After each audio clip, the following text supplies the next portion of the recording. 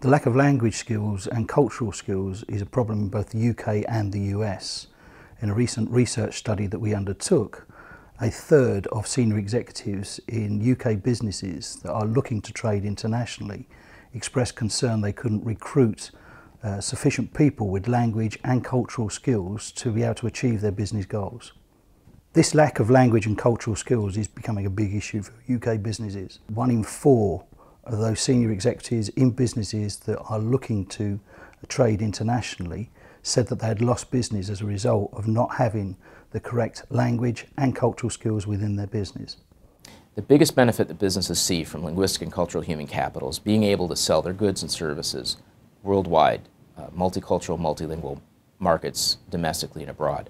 But there's another interesting benefit, and I think one that is really clear in our surveys, that businesses associate language skill, associate study abroad with a whole range of desirable attributes. They become a compelling individual. They have risk-taking, adaptability, flexibility, all the things that businesses look for in young professionals.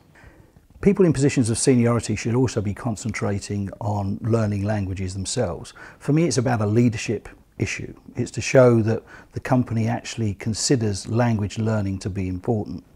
We've got a whole generation of British nationals going abroad dealing in English rather than in the native tongue and missing so much of the linguistic and cultural nuance of the conversations they're having with their counterparts in foreign countries.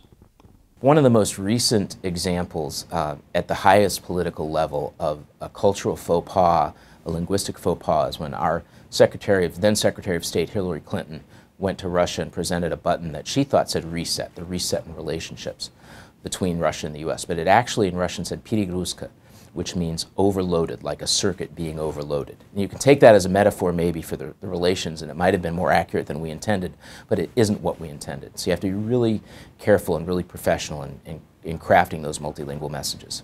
The most appropriate languages that we need to learn moving forward are those languages that are prevalent in those countries that are really growing in terms of their trading performance internationally. You look at the Asian countries and particularly China, you look at some of the other BRIC countries, Brazil for example, and Brazilian Portuguese. There's a real dearth of people that are English nationals that can speak those new languages. Our schools and our higher education system really need to focus on long sequences of instruction to get people up to professional levels of proficiency, to give heritage learners the further language development they need. But more importantly, in addition to having more language programming in general, we need to get kids to understand and language programs to understand that kids need another skill. Having a language degree in and of itself is helpful, but it's really a killer skill, a killer app, if you will, if they have a business degree, a law degree, or some other marketable skill. And on the flip side of that, if a company, we hear this anecdotally all the time, and the surveys now show it, 2 accountants with the same background, the same preparation, one of them speaks a language, the other doesn't. Well, guess who gets the job? It's the one who speaks a language.